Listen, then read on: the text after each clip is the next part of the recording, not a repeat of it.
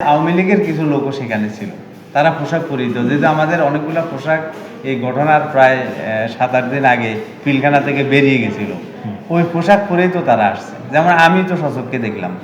আমার নাম নায়েক সালাউদ্দিন, প্রাক্তন বিডিআর সদস্য ছিলাম। আমার দেশের বাড়ি নোয়াখালী, কোম্পানিগঞ্জ।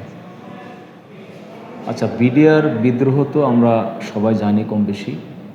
এই বিডিআর বিদ্রোহে সময় যখন বিদ্রোহটা শুরু হয়, ওই সময় আপনার কিভাবে ফার্স্ট অ্যাটাকটা হয়? বিডিআর বিদ্রোহ আমি বলবো না, বিদ্রোহ তো হয় না, এটা পরিকল্পিত একটা হত্যাকাণ্ড। তো এটা আমি দরবারে ছিলাম, আমার উপস্থিতি দরবারে ছিল। আমি শুনেছি যে আমাদের গেট দিয়ে দরবার চলাকালীন সময় সম্ভবত 9:20 বা 9:30টার মধ্যে এসকালারের একটা গাড়ি ঢুকে, বিডিআর পোশাক পরিহিত 17-18 জন র এবং হয়তোবা দুষ্কৃতিকারী, মানে বহিরাগত লোক যেটা ঢুকছে সেটাই। এর প্রমাণটা আমার আছে এইভাবেই, আমি যখন দরবারে যখন গণ্ডগোল শুরু হলো, তখন সব লোক যখন চলে গেল, দরবারের সামনে একটা ফুয়ারা আছে, সেই ফুয়ারার সামনে একটা লোক অস্ত্র উঁচু করে ফায়ার করতেছে, একটা দুটো করে ফায়ার করতেছে, এইভাবে একটু ঢুলতেছে। তখন আমি কিছু বুঝতে না পারে, আমি যখন একে এই দৃশ্য দেখলাম, আমি মনে করলাম যে একে ধরে ফেললে হয়তো এটা গণ্ডগোল মিটে যাবে।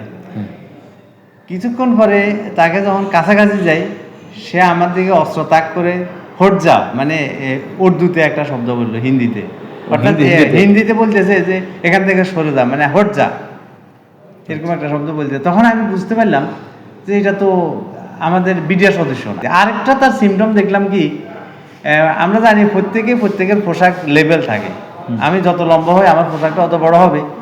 এখন ওর পোশাকটা প্রায় হাঁটু থেকে 9 ইঞ্চি উপরে, মানে 9 ইঞ্চি তার টাকনুর উপরে। এবং আমি খুব খেয়াল করে দেখলাম পোশাকটা ভাঁজও না, প্যান্টটা ভাঁজ করলে বুঝতে পারতাম না, ভাঁজ না কারণ তখন বললাম যে এ তো অন্যের পোশাক পরছে। আবার কথাটাও বললো উর্দুতে, তাতে আমি কনফার্ম হলাম যে আমরা বহিঃশত্রুর আক্রমণে পড়ে গেছি। সারাদিন ব্যাপী তো প্রায় গণ্ডগোল চলছে, মানে ইয়েতে। তা আসলে ওই সময় থেকে যতটুকু সময় পাইছিল, আমার কাছে মনে হচ্ছিল যদি সেনাবাহিনী তৎক্ষণাৎ ভিতরে ঢুকতে সুযোগ দিত বা আসতো, তখন তো বিডিআরের কোনো সকল কোড বন্ধ ছিল, সকল অস্ত্রাগারের চাবিও সৈনিকদের কাছে ছিল না, এটা অফিসারের কাছে ছিল। মেজর শামসার তখন সম্ভবত ডিউটিরত অফিসার ছিলেন, তিনার কাছে ছিল, মানে টোটাল বিডিআরদের হাতে অস্ত্র ছিল না। তো এমতো অবস্থায় যদি সেনাবাহিনী সহযোগিতা করতো, আসতো, ঢুকতে দিত, তাহলে আমার মনে হয় না এই ধরনের একটা হত্যাযজ্ঞ হয়ে যেত। কিন্তু আসলে হত্যাযজ্ঞ করার জন্যই তাদেরকে ঢুকতে দেওয়া হয়নি। বিডিআর থেকে যে সেলিম নামে যে লোকটা, গোপালগঞ্জ বাড়ি সম্ভবত, এর নাকি এর কাছে নাকি অস্ত্র ছিল। আমরা তো জানি যে দরবারে কেউ অস্ত্র নেয় না। ওই সময়ের মধ্যে যদি সেনাবাহিনী পিলখানার ভিতর ঢুকে যেত, তখন কোনো অস্ত্র, মানে বিডিআরদের কাছে আর্মসবিহীন পাইত।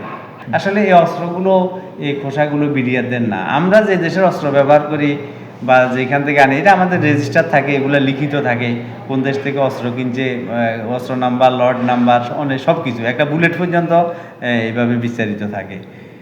এখন যিনি জাহাঙ্গীর সাহেব, ওনার একটা প্রতিবেদন ছিল, উনি আমাদের মহাপরিচালক ছিলেন, অনেক ভালো মানুষ ছিলেন। ওনাকে একটা তদন্ত রিপোর্ট দিয়েছিল, সেই তদন্ত রিপোর্ট আসলে আমরা জানতে পারিনি, এটা জানাইনি। তবে আমরা মনে করছি যে উনি একটা সত্যনিষ্ঠা, বস্তুনিষ্ঠা একটা রিপোর্ট আছে, এটা যদি এখন জানতে পারতাম তাহলে অনেক আমাদের জন্য একটা প্লাস ভালো হতো। নিঃসন্দেহে রত ঢুকেছে, এতে কোনো সন্দেহ নাই। যেহেতু আমি ছাড়াও আমার মতো এরকম অপরিচিত সৈনিকের সাথে অনেকের দেখা হয়েছে, তারা ওই লোকের চিনে না। এমনকি আমি মেজর সুমন স্যারের একটা ভিডিও দেখলাম, উনি তো সরাসরি বলতেছে আওয়ামী লীগের কিছু লোকও সেখানে ছিল, তারা পোশাক পরিহিত, যেহেতু আমাদের অনেকগুলো পোশাক এই ঘটনার প্রায় 7-8 দিন আগে পিলখানা থেকে বেরিয়ে গেছিল, ওই পোশাক পরেই তো তারা আসছে। যেমন আমি তো সচক্ষে দেখলাম, এভাবে অনেকেই দেখেছে, কিন্তু তখন তো আমাদের যেন জবান বন্ধ। আচ্ছা আচ্ছা, ঠিক আছে, আপনার ধন্যবাদ। জি, আসসালামু আলাইকুম।